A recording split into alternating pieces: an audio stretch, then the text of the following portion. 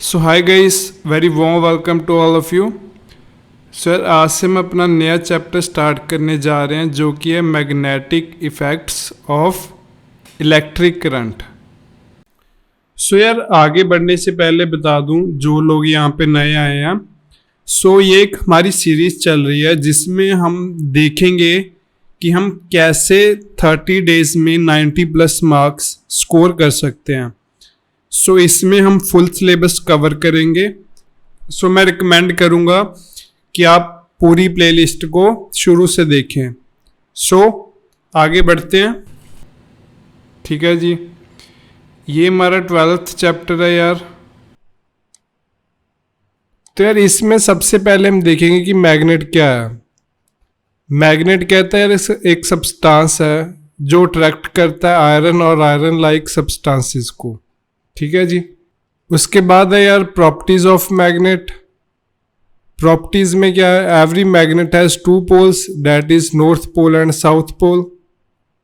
ठीक है जी, like poles repel each other. यार जैसे हमें पता है कि हमारे पास जैसे दो मैग्नेट्स है, let's say north pole south pole. तो यार जब हम दूसरा मैग्नेट लेके आएंगे तो यार अगर ये दोनों मैग्नेट सेम पोल एक दूसरे की तरफ लेके जाएंगे, जैसे देखो कि नॉर्थ नॉर्थ पोल अगर आपस में लेके जाएंगे तो ये रिपेल करेंगे। ठीक है जी, ये धक्का मारेंगे एक दूसरे को। वही यार अगर हमारे पास यहाँ पे नॉर्थ पोल की जगह साउथ पोल हुआ है ना, तब यार ये दोनों अट्रैक्ट करेंगे एक दूसरे की तरफ। ये तो मतलब बहुत बेसिक है, हमें पता है कि कहता है like poles repel each other, मतलब सेम पोल्स एक दूसरे को धक्का मारते हैं, and unlike poles attract each other, मतलब जो ऑपोजिट पोल्स हैं वो एक दूसरे को अट्रैक्ट करते हैं। ठीक है जी, समझ में आया। उसके बाद यार हमारे पास मैग्नेटिक फील्ड। मैग्नेटिक फील्ड क्या होता है यार, कहता है the area around magnet where magnetic force is experienced. मतलब यार कहता है कि मैग्नेट के आसपास वो वाला एरिया जहाँ पे हम मैग्नेटिक फोर्स को एक्सपीरियंस कर पाते हैं उसको हम बोलते हैं मैग्नेटिक फील्ड। जैसे यार हमारे पास ये एक मैग्नेट है ना, ये आयरन नेल है। जब हम यहाँ तक लेके जाएंगे इसको तो आप देखो ये खींच नहीं रहा, बट अगर इसको थोड़ा सा भी मैं आगे लेके गया ना तो ये इस नेल को खींच लेगा अपनी तरफ। मतलब यार मैग्नेट के आसपास एक ऑरा होता है ना, उस ऑरे में यार जब कोई भी चीज़ आती है तो वो मैग्नेट अपनी तरफ उसको खींच लेता है। जो ये ऑरा है इसको हम बोलते हैं मैग्नेटिक फील्ड। ठीक है जी, समझ में आया। जो यार इसकी यूनिट है जिसमें हम मैग्नेटिक फील्ड को मेजर करते हैं वो है टेस्ला। क्यों है यार, क्योंकि ये सारी चीज़ें निकोला टेस्ला ने डिस्कवर करी थी। लास्ट में क्या है यार, it has both magnitude and direction. Direction क्या है कि मैग्नेटिक फील्ड की एक डायरेक्शन होती है, जैसे आप देख सकते हो कि यहाँ पे एरो शो किए हुए हैं है ना। सो मैग्नेटिक फील्ड की एक डायरेक्शन होती है, और ये डायरेक्शन क्या होती है, generally from north to south. मतलब जो मैग्नेटिक फील्ड रेज है ये नॉर्थ से साउथ की तरफ ट्रैवल करती हैं। ठीक है जी। दूसरा होता है यार मैग्नीट्यूड। मैग्नीट्यूड क्या होती है, पावर। मतलब यार मैग्नेट किसी हिस्से में यार ज़्यादा पावर है खींचने में, किसी हिस्से में मैग्नेट के कम पावर है खींचने में। सो ये चीज़ें हो गई मैग्नीट्यूड। उसके बाद है जी मैग्नेटिक फील्ड लाइंस। ये क्या है, imaginary lines which represent the magnetic field around a magnet. मतलब यार वो इमेजिनरी लाइंस जो मैग्नेटिक फील्ड को शो करती हैं अराउंड मैग्नेट। अभी इन लाइंस की कुछ प्रॉपर्टीज है यार, कि जो ये लाइंस हैं ये नॉर्थ से साउथ की तरफ ट्रैवल करती हैं, ये मैंने आपको पहले भी बताया। ये जो लाइंस है यार, दीज आर क्लोज्ड कर्व्स। आप देख सकते हो कि ये क्लोज्ड कर्व्स हैं है ना। कर्व्स की डायरेक्शन में ये लाइंस हैं। Field lines are closer in stronger magnetic field. आप देखो यार कि मतलब इस एरिया में मैग्नेटिक फील्ड ज़्यादा है तो यहाँ पे लाइन कम है। इस एरिया में मैग्नेटिक फील्ड जो है वो कम है तो मैग्नेटिक लाइंस तो फील्ड लाइंस दूर है। ठीक है जी। इसके बाद है field lines never intersect each other. तो आप देख सकते हो कि यार कोई भी लाइन एक दूसरे को काट नहीं रही है ना, मतलब इंटरसेक्ट नहीं कर रही है। लास्ट है यार कि जो जैसे हमने फर्स्ट पॉइंट देखा था कि जो फील्ड लाइंस है ये नॉर्थ से साउथ की तरफ जाती हैं, बट ये होता है आउटर केस में। मतलब जो यार मैग्नेट के आउटर फील्ड लाइंस है वो नॉर्थ से साउथ ट्रैवल करती हैं, बट मैग्नेट के अंदर भी फील्ड लाइंस होती हैं वो इसके ऑपोजिट डायरेक्शन में ट्रैवल करती हैं, वो करती हैं साउथ से नॉर्थ। ठीक है जी। Direction of field lines inside a magnet is south to north. ठीक है जी, समझ में आया। तो इसमें नेक्स्ट है हमारे पास Maxwell right hand thumb rule.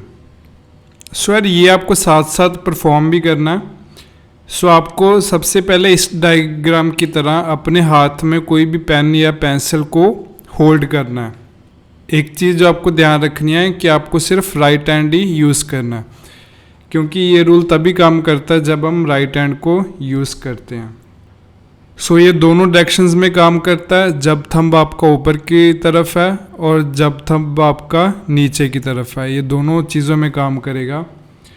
सो मैक्सवेल साहब क्या कहते हैं कि यार जब आप करंट कैरी कंडक्टर को अपने हाथ में पकड़ते हो, है ना, और जो आपका थंब है वो अगर करंट की डायरेक्शन में है तो जो आपकी फिंगर्स है ना ये मैग्नेटिक फील्ड की डायरेक्शन बता रही हैं।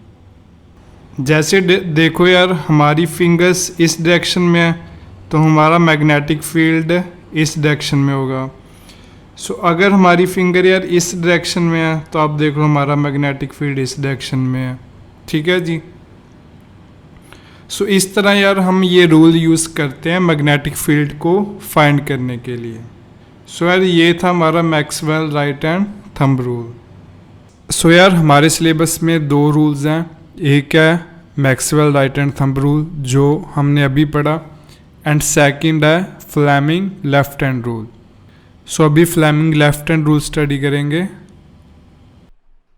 तो आपको यार जो अपना हाथ है इस तरह रखना है फ्लेमिंग लेफ्ट हैंड रूल में। सो यार क्या कह रहा है हमारा फ्लेमिंग लेफ्ट हैंड रूल कि कह रहा है कि अगर हम अपने थंब को, अपनी फोर फिंगर को एंड अपने मिडिल फिंगर को एक दूसरे के परपेंडिकुलर करते हैं इस तरह, और अगर हमारी जो फोर फिंगर है ये फील्ड की डायरेक्शन में है एंड जो मिडिल फिंगर है ये करंट की डायरेक्शन में है, तो जो हमारा थंब है वो हमें फोर्स की डायरेक्शन देगा। ठीक है जी। क्योंकि ये जो रूल है यार हम क्यों यूज करते हैं, डायरेक्शन ऑफ फोर्स फाइंड करने के लिए। ठीक है जी, समझ में आया।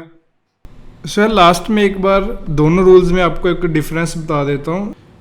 जो हमारा Maxwell right hand thumb rule था ये हम क्यों यूज़ करते थे मैग्नेटिक फील्ड फाइंड करने के लिए, कहाँ पे, सिंपल करंट कैरी कंडक्टर में। ठीक है जी। जब ऐसे करंट फ्लो कर रहा है एक सिंपल कंडक्टर में, उसमें मैग्नेटिक फील्ड फाइंड करने के लिए मैक्सवेल रूल यूज़ करते हैं। वही दूसरी ओर यार फ्लेमिंग रूल कहाँ पे यूज़ करते हैं हम, फोर्स की डायरेक्शन फाइंड करने के लिए, कहाँ पे, जब कंडक्टर इस तरह दो मैग्नेट्स के बीच में रखा हुआ है। ठीक है जी। जब कंडक्टर पे मैग्नेटिक फील्ड लग रहा है तब हम डायरेक्शन ऑफ फोर्स फाइंड करने के लिए फ्लेमिंग रूल यूज़ करते हैं। ठीक है जी, समझ में आया। नेक्स्ट है यार हमारे पास AC and DC current. AC क्या होता है यार, अल्टरनेटिंग करंट मतलब which reverses its direction periodically. So ये हमारे पास एसी करंट है, ये देख लो यार, आप अपनी डायरेक्शन चेंज कर रहा है बार बार, सो इसको हम एसी बोलेंगे। एंड डीसी जो अपनी डायरेक्शन चेंज नहीं करता एंड एक ही डायरेक्शन में मूव करता। ठीक है जी। इसी में यार कुछ और भी डिफरेंसेस हैं, ये तो हमने देख ही लिया। फर्स्ट एसी जो अपनी डायरेक्शन चेंज करता है एंड डीसी जो अपनी डायरेक्शन नहीं चेंज करता। ये यार काफ़ी इंपॉर्टेंट है एसी एंड डीसी करंट, इसमें आपको ऐसे डिफरेंस भी आ सकता है। सो इसलिए मैंने आपको ऐसा टेबल बना के दिखाया। ये काफ़ी बार आया एग्जाम में, एसी वर्सेस डीसी करंट में डिफरेंस। जो यार एसी करंट है ना, ये हम लंबे डिस्टेंसेस में ट्रैवल कर सकता है। मतलब यार जैसे हमारे घरों में जो करंट आता है ना, वो एसी करंट आता है। और वो देखो यार आप कितना डिस्टेंस ट्रैवल करके आता है। मतलब जो हमारे पावर स्टेशंस है वो हमारे घर से बहुत कितने ही किलोमीटर्स दूर होते हैं, है ना। तो एसी करंट काफ़ी डिस्टेंस ट्रैवल करके आता है। बट वही डीसी करंट क्या होता है यार, ये ज़्यादा लंबे डिस्टेंस पे नहीं जा सकता। सो इसलिए हम इसको ऐसे नॉर्मल घरों में यूज़ नहीं करते। इसकी जो फ्रीक्वेंसी होती है यार, ये 50 to 60 हर्ट्ज होती है। इसकी फ्रीक्वेंसी 0 होती है। इसका पावर फैक्टर जो लाई करता है वो 0 and 1 में करता है। जो इसका पावर फैक्टर है वो हमेशा 1 रहता है। एंड लास्ट है यार, एसी करंट हमें कैसे मिल सकता है, जनरेटर से या मेन से, मतलब जो मेन्स बोर्ड होते हैं हमारे। वही डीसी करंट हमें बैटरी या सेल से मिलता है। एंड हमारे पास यार इस चैप्टर का लास्ट टॉपिक है डोमेस्टिक इलेक्ट्रिक सर्किट। ये काफ़ी इंपॉर्टेंट टॉपिक है यार, इसमें से छोटे छोटे एमसीक्यूज बनते हैं आपके एग्जाम में। इसमें सबसे पहले बताया गया यार वायर्स के बारे में, कि हमारे घर में 3 वायर्स होती हैं, है ना। जो हमारा हम फिटिंग करते हैं, इलेक्ट्रिकल फिटिंग, उसमें 3 वायर्स होती हैं। फर्स्ट वायर होती है लाइव वायर, जो पॉजिटिव बोलते हैं जिसको हम पॉजिटिव वायर, ये रेड कलर की होती है। एक होती है न्यूट्रल वायर जो नेगेटिव टर्मिनल बोलते हैं जिसको हम, और ये ब्लैक कलर की होती है। एंड थर्ड होती है यार अर्थ वायर, जो कि है ग्रीन कलर की। इसमें से अर्थ वायर इंपॉर्टेंट है यार। ये अर्थ वायर किस लिए होती है, it protects us from electric shock in case of leakage of current. मतलब यार ये हमें इलेक्ट्रिक शॉक से बचाती है in case of electric leakage. मतलब क्या होता है यार, कि जैसे हमारे पास कुछ मेटालिक अप्लायंसेस होते हैं, जैसे कि लाइक फैन है ना, उसमें यार कई बार इलेक्ट्रिक लीकेज हो सकती है। सो इस तरह की इलेक्ट्रिक लीकेजेस से जो हमारी अर्थ वायर है ये हमें सेव करती है। ठीक है जी। दूसरा इसमें जो इंपॉर्टेंट एमसीक्यू बनता है वो है यार पोटेंशियल डिफरेंस। कहता the potential difference between live and neutral wire in India is 220 volt. मतलब हमें पता है यार कि जो पोटेंशियल डिफरेंस है वो हमने पहले भी पढ़ के आए हैं, उसको हम क्या बोलते हैं, वोल्टेज।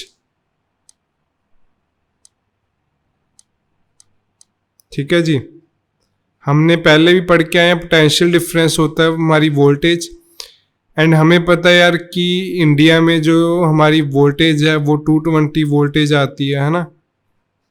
सो ये आपको याद रखना है, वोल्टेज या पोटेंशियल डिफरेंस जो लाइव एंड न्यूट्रल वायर में होता है वो इंडिया में कितना है, 220 वोल्ट। इसी में यार कुछ फॉल्ट्स भी हो सकते हैं इलेक्ट्रिक सर्किट में, है ना। जैसे फर्स्ट फॉल्ट होता है शॉर्ट सर्किटिंग। ये आपने सुना भी होगा कि यार उनके घर में शॉर्ट सर्किट हो गया।